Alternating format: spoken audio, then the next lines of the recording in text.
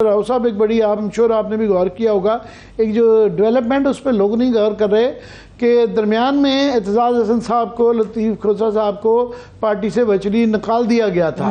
अभी रिसेंटली एतजाज हसन साहब को सीसी की मीटिंग में बुलाया गया। अब बताया जा रहा है कि जो नई मीटिंग इनकी होने जा रही है उसमें दोनों बुलाए जा रहे हैं, जिससे हम ये अखज़ कर सकते हैं कि जो उनकी डायरेक्शन थी अब वो पीपल्स पार्टी की डायरेक्शन बनती जा रही है। कि पहले वो उनके मुखालिफ थे कि ये अपनी इन्होंने राह एक इस्तवार कर ली है, तो अब उनकी राह जो है ना, their way is the new highway. आप इसको ऐसे देखते हैं?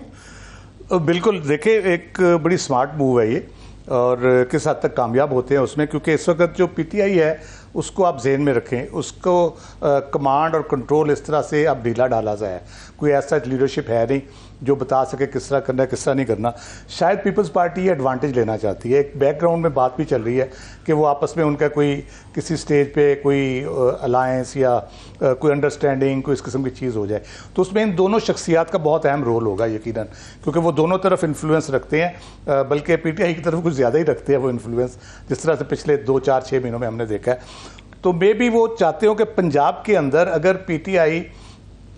इसी तरह से जो मौजूदा सूरत हाल है इसमें इलेक्शन में जाती है, तो हम कोई ऐसी एडजस्टमेंट्स करने में कामयाब हो जाएं कोई इस तरह से कि पंजाब में भी हम कोई 10, 15, 20 सीटें, 25 सीटें किसी तरीके ले जाएं। तो ये एक उनके माइंड में मुझे जो बात नज़र आती है बुनियादी तौर पे, ये भी हो सकता है। दूसरी बात पॉसिबली ये हो सकती है कि वो शायद समझते हों कि हमें शायद कॉर्नर किया जा रहा है, जिस तरह की खबरें आ रही हैं सिंध के हवाले से, बाकी चीज़ों के हवाले से, तो वो थोड़ा सा अपनी न्यूसेंस वैल्यू बढ़ाने के लिए भी कर सकते हैं कि हम एतजाज हसन और आसिफ खोसा साहब, जब खोसा साहब वहाँ पे बैठे होंगे, लतीफ़ खोसा साहब, तो वो क्योंकि उनका जो नैरेटिव रहा है वो ऐसा रहा है कि वो एक न्यूसेंस क्रिएट कर सकते हैं पॉलिटिकल सीन के ऊपर। तो पीपल्स पार्टी शायद ये भी मैसेज देना चाहती हो कि हम इतने भी गए गुजरे नहीं है, जैसे आपने कहा एंटी स्टेटस को। खैर अब तो कोई मार्शला तो है नहीं मुल्क में कि वो एंटी स्टेटस को की बात करें या कोई ताले आजमा के खिलाफ कोई नबर्द आजमा हो, उस तरह की स्ट्रगल तो नहीं है, लेकिन मैसेजिंग बहरहाल हो सकती है। मैंने बहुत पहले कहा था, जब ये शुरू में बयानबाजी शुरू हुई थी, तो मैंने कहा इंतखाबात आने वाले ये पोजीशनिंग कर रहे हैं, नून वाले और पीपल्स पार्टी वाले अपनी अपनी, बाकी भी कर रहे हैं। तो ये यकीनन इलेक्शन में इनको पता है टाइम है, उस वक्त तक ये समझते शायद लोगों के जहन से निकल जाएगा कि हम भी कभी हुकूमत का हिस्सा थे और हम उस शायद बोझ तले ना आए जिसके नीचे नून आ सकती है पॉसिबली, जो महंगाई का बोझ हो या बिजली के बिलों का हो। मे भी चीज़ें ठीक भी हो जाएं आगे चल के, इनको ये ना इतनी काविश करना पड़े, लेकिन कम से कम नकम्मापन उनके खाते फिर भी पड़ जाएगा किसी ना किसी तरीके। लेकिन चैलेंजिंग नहीं होगा राव खालिद साहब, ये चैलेंजिंग नहीं होगा? नवाज शरीफ साहब भी वापस आ रहे, पंजाब में खुद को किस तरह से एक्टिव करेंगे? इतने साल तक तो पंजाब में इन्होंने कोई एक्टिविटी नहीं की, इनके अपना जो प्रेसिडेंट है पंजाब में वो भी कोई खास एक्टिव नहीं है, तो किस तरह से ये लोगों को कन्विंस करेंगे? पंजाब में बेस नहीं है ना इनकी कोई। आप देखें, इन्होंने जो पीपल्स पार्टी का सबसे बड़ी स्ट्रेंथ होती थी वो उसकी ऑर्गेनाइजेशन थी। भुट्टो साहब के दौर में, मैं आपको बताऊं, मेरा छोटा सा इलाका शोरकोट, उसका जो तहसील का जनरल सेक्रेटरी था वो भी भुट्टो साहब के साथ इन कॉन्टैक्ट होता था उस वक्त, और जो ऑर्गेनाइजेशन थी उससे उनका किसी ना किसी सतह पे राब्ता रहता था, और उसी ऑर्गेनाइजेशन की बुनियाद के ऊपर पीपल्स पार्टी ने 20, 30, 35 साल सर्वाइव किया। उसके बाद जिस तरह से बेनज़ीर भुट्टो की शहादत के बाद जिस तरह से चलाई गई, वो तो सारा स्ट्रक्चर ही तबाह हो गया ऑलमोस्ट। उसके बाद जो लोग नाराज़ हुए, इनके वोटर नाराज़ हुए, इनके जो सपोर्टर नाराज़ हुए, कैंडिडेट्स नाराज़ हुए, उनके पास ऑप्शन नहीं थी, क्योंकि सारी लड़ाई तो नून वर्सेस पीपल्स पार्टी थी, जुल्फ़िकार अली भुट्टो वर्सेस नवाज शरीफ थी, या बेनज़ीर भुट्टो वर्सेस नवाज शरीफ थी। तो वो लोग नून की तरफ तो जा नहीं सकते थे, उनके लिए ऑप्शन थी पीटीआई, एक इमर्जिंग पार्टी आई, वो उधर चले गए। तो इसलिए पीपल्स पार्टी के लिए तो उस वोटर को पीटीआई से वापस लाना बहुत मसला है। मैं उसमें ऐड कर दूं कि जो आपने बड़ी खूबसूरत बात की कि पीपल्स पार्टी की सबसे बड़ी स्ट्रेंथ है, या किसी भी पार्टी की स्ट्रेंथ जो होती है वो ऑर्गेनाइजेशनल बेस होती है कि उसकी फाउंडेशन क्या है। नून लीग की जो फाउंडेशन रखी गई थी वो गुलाम हैदर वाई साहब ने इसका एक बहुत अच्छा इसकी बुनियाद बनाई थी और एज एन ऑर्गेनाइजेशन इसको इम्प्रूव किया था। ये पीपल्स पार्टी की बहुत बड़ी स्ट्रेंथ थी, और बेनज़ीर साहबा उनको टिप्स पे याद होता था कि फैसलाबाद के अंदर या किसी और ज़िले के अंदर कौन कौन है, और उन्होंने जो अपनी टीम तैयार की थी जिनको टिप्स पे होता था, जिनसे हम बड़े मुतासिर होते थे। फॉर एग्ज़ाम्पल सफदर अब्बासी साहब और टू सम एक्सटेंट नाहिद बीबी जो थी, उनको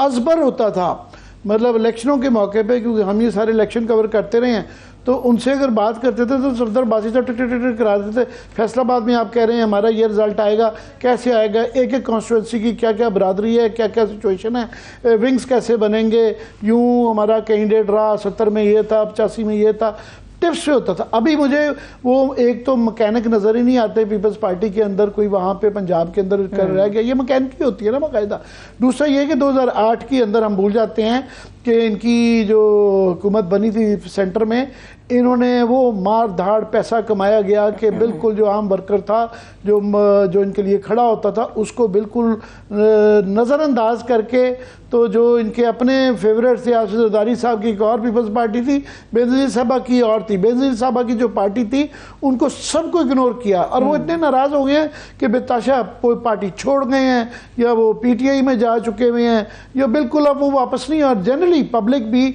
2008 की इनकी जो परफॉर्मेंस थी उससे पंजाब इनसे सिंध को तो जकड़ा हुआ था, और सिंध के अंदर अब वो जो जकड़ा हुआ सिंध था, ये जो सबसे ज़्यादा तंग है वो जो वहाँ पे अब ये राजा रिफत साहब जो पोस्टिंग ट्रांसफ़र वो जो की जा रही हैं और जो 1000 बंदे 2000 बंदे पकड़े जा रहे हैं, वो इनका निज़ाम ख़तरे में आ रहा है। और इनकी तमाम वहाँ पे जो हैवी वेट्स हैं सिंध के अंदर, कराची में ख़ास तौर पे, वो किसी पे कत्लों के मुकदमे हैं, किसी के ऊपर चोरी के मुकदमे हैं, कोई ऐसा जुर्म नहीं है जिसके इल्ज़ाम इनकी टॉप लीडरशिप पे किसी लिए, कोई मुश्किल से मुश्किल होगा गिनवाना कि कौन सा ऐसा लीडर है जिस पे केसेस नहीं है। तो इनको है कि अगर ये देर हो गई तो हम तो मारे जाएंगे, बजाय इसके कि हमें राय नजात मिले, हम फंस जाते हैं। बड़े खुले अल्फाज में खुर्शीद शाह साहब ने ये बात कर दी है कि जो सिंध में या मरकज़ के अंदर गवर्नमेंट है, निगरान गवर्नमेंट में टेक्निकली तो किसी का नहीं होना चाहिए, मगर उनको लगता है कि उनका कोई नहीं है। और ये जाहिर है, ये जो हाँ चीमा साहब पहले भी वो वजीर हैं इस्टेब्लिशमेंट के, अब ये फवाद हसन फवाद तो टोटली उनके प्रिंसिपल सेक्रेटरी भी रहे हैं और राइट हैंड आदमी रहे हैं, तो उनको अब जब वजीर बनाया गया तो उनका एक रीज़न बन जाता है शक करने का, ये तो सारे मिले हुए हैं। साथ में मुझे खुद वैसे फवाद हसन फवाद की अपॉइंटमेंट पे बड़ी हैरानी हुई है, वो इसलिए कि बड़ा जो एक जोर लगाया जा रहा है वो प्राइवेटाइजेशन पे है। और वाकई हमारे मुल्क का एक बहुत बड़ा मसला पिछले 10, 20, 30 साल से है कि तमाम गवर्नमेंटें नाकाम हुई हैं प्राइवेटाइज होने में, और उसकी एक बुनियादी वजह ये रही हुई है कि जो लोग लगाए जाते हैं वो उनके अंदर स्किल्स की कमी होती है या उनकी क्रेडिबिलिटी नहीं होती, और जो वो एफर्ट करते हैं उस पर शक करना शुरू हो जाते हैं लोग कि ये माल बनाया जा रहा है। तो इसलिए ऐसे लोग होने चाहिए थे जिन पे होने चाहिए, क्योंकि ये अभी उनकी पोर्टफोलियो डिसाइड नहीं हुआ, मगर मैं उम्मीद करूँगा उनको प्राइवेटाइजेशन से दूर रखा जाए। उसकी वजह ये है कि पहला तो ये कि ये जो इस के हालात इन कॉरपोरेशंस के जो हुए हैं उसकी पॉलिसी मेकिंग के अंदर एक कलीदी किरदार फवाद साहब का अपना रहा है। दूसरा, उनके कोई माजी इतना दरख्शां नहीं है, वो फिर सवालात बढ़ जाएंगे और ये एक अच्छा एफर्ट भी जो है वो भी थोड़ा सा मशकूक हो जाएगा। मगर जो पीपल्स पार्टी की राव साहब इसके ऊपर जो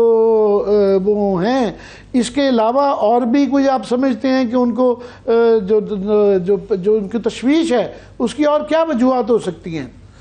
देखिए, बुनियादी वजह तो यही है कि जब इलेक्शन होंगे और ये सेटअप मौजूद होगा और उसमें ये लोग होंगे तो वो इन्फ्लुएंस ऑब्वियसली उनका एक एरिया ऑफ कंसर्न है। और ये बात आपने बिल्कुल दुरुस्त कही कि बेशक उनके करीब के लोग होते, लेकिन करीब के साथ ये कंट्रोवर्सीज बढ़ी हैं इनके साथ, इन लोगों के साथ। ये कैद भी रहे और जो केसेस वगैरह थे उसमें भी इनका रहा। पीपल्स पार्टी का नहीं बल्कि तमाम जमातों का कंसर्न है ये ऑब्वियसली कि एक ख़ास, सिर्फ ये नहीं कि जमात का हिस्सा भी रहे हों, इतने करीब लोग जो बिल्कुल एक कह लें कि पर्सनल उनके राजो न्याज भी होते हों, आपस में एक दूसरे के राजदार भी हों हर तरीके से, तो उन लोगों का ऐसी पोजीशन पे होना वो सब के लिए ख़तरे की घंटी होता है। मे भी उससे ये भी समझ रहे हों कि ये इलेक्शन और भी ताख़ीर में ना चले जाएं। अगर इस किस्म का सेटअप ये बिल्ड हो जाता है, एक दो बंदे और इस तरह के आ जाते हैं। अभी तो 4 लोगों की बात हो रही है, शायद PS to PM तो शायद जा रहे हैं बाहर, उनकी कोई पोस्टिंग हो रही है, तो फिर 3 रह जाएंगे, उमर सैफ हो गए, चीमा साहब हो गए और फवाद हसन फवाद हो गए। तो ये एक जो इम्पार्शियलिटी का होना चाहिए फेस केयर टेकर गवर्नमेंट के लिए भी, प्राइम मिनिस्टर के लिए भी ये बड़ा मेरा ख्याल है एक सेटबैक है कि उनको ऐसी पोस्ट अपॉइंटमेंट्स एज मिनिस्टर नहीं करनी चाहिए या नहीं रखनी चाहिए जिसकी वजह से उनके क्रेडेंशियल्स भी जो है ना वो मशकूक हो जाए और आगे इलेक्शन के ऊपर चल के ज़्यादा लोग ज़ोर शोर से बात करना शुरू कर दें, इस पर कुछ सीरियस कंट्रोवर्सी अगर शुरू हो जाती है तो ये ज़्यादा शोर का बायस बनेगा, जो आपके इलेक्शंस के पुरअमन माहौल के लिए भी ख़तरनाक हो सकता है।